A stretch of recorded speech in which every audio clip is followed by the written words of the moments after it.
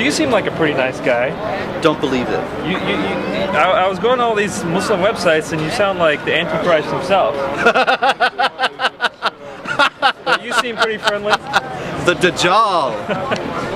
So why is it that all these Muslims don't like you? Well, I tell the truth about Islam. You know, slander in Islamic law is not lying about somebody. Slander in Islamic law is telling something about someone that they don't want known. And so slander in Islam is what I'm doing, even though everything I say is true. There is, of course, as you well know, in Islam, a doctrine of deception, a doctrine of deceiving unbelievers and making them think that Islam teaches, or that Muslims in any particular situation believe something other than what they actually believe. And that there's a concerted effort in the United States to deceive the American people about the teachings of Islam in terms of the supremacist and violent aspects of Islamic teaching and the anti-women aspects of Islamic teaching.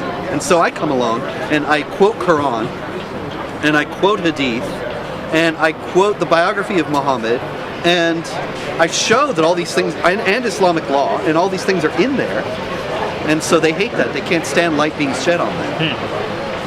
So what do you think is going on? Right now we have some really big issues happening in the media directly related to Islam. There was the Rifqa issue, now there's the Fort Hood case.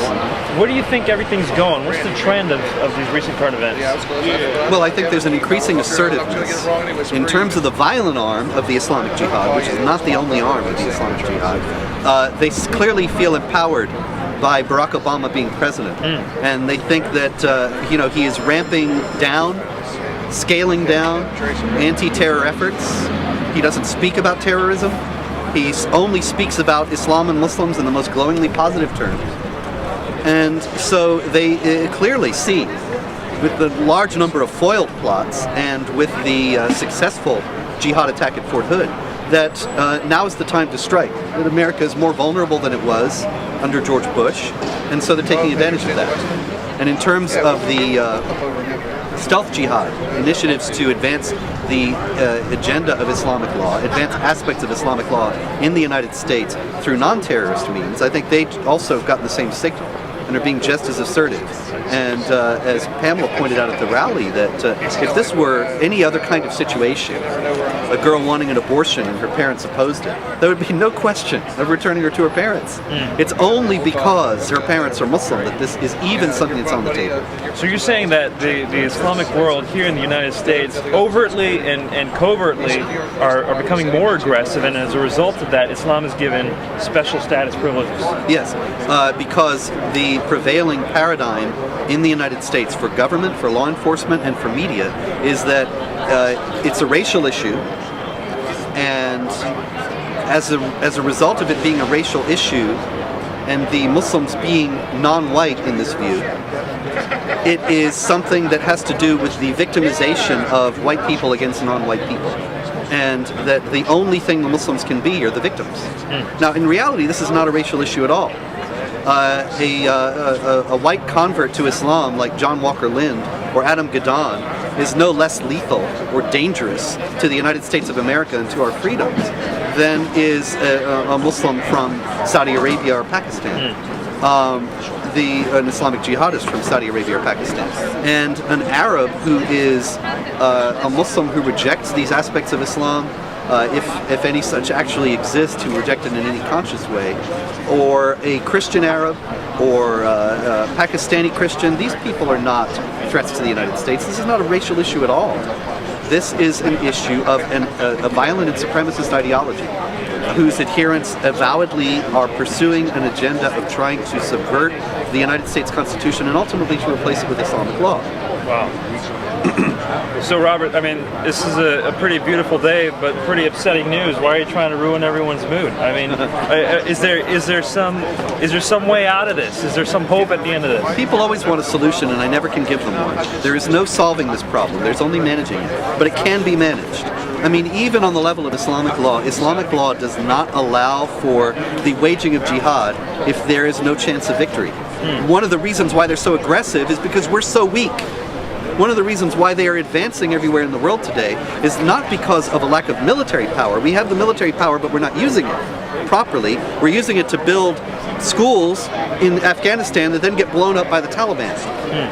Instead of using it to interdict jihad movement and to stop jihad activity. And we do not have the cultural or societal or civilizational will in order to meet the challenge that the Islamic ideology presents. And they know that we're weak in this way.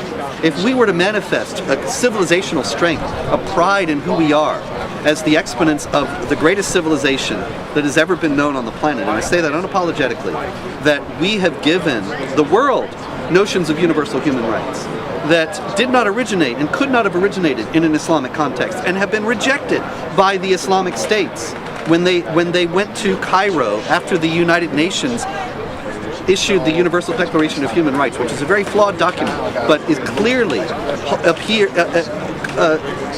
clearly upholds Western notions, Judeo-Christian notions of the dignity of the individual and the freedom of conscience and the freedom of speech and so on. They went to Cairo and framed the Cairo Declaration of Human Rights, which submits all these rights to Sharia, which would effectively deny the legal equality of women with men, the freedom of speech, the freedom of conscience, and more. And so we are facing this challenge, and we are not speaking up in our own defense. We are not saying, look, we are offering a better way of life. We offer a better civilization. We're not doing that. I mean, we went to Iraq and Afghanistan and allowed constitutions to be imposed in both places that say Sharia is the highest law of the land, that Islamic law is the law of the land here. We should be challenging those aspects of Islamic law that contradict otherwise universally held notions of human rights and saying we are the ones who are standing for them. And if we did that, even many Muslims would stand with us. But we do not have the civilizational courage to do it. And so we are, the Muslim groups that are Islamic supremacists are advancing their agenda because they see that we are weak and they can take advantage. So the solution here, though not necessarily a clear and obvious one, begins with becoming more aware, becoming more courageous, being bold, and standing up to Sharia law. Yeah, and standing up for who we are, and not being ashamed of that. You know, it's a terrible thing now. It's racist and bigoted and Islamophobic to say that one civilization is better than the other. But let me ask you this.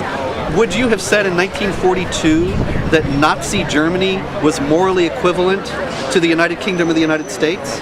And so why is it that we cannot say today that a Sharia state like Saudi Arabia or Iran, where people are being beheaded, where their hands are being amputated, where they're being stoned, why do we have to say that that is absolutely the equivalent morally with a state like the United States where people live in relative freedom?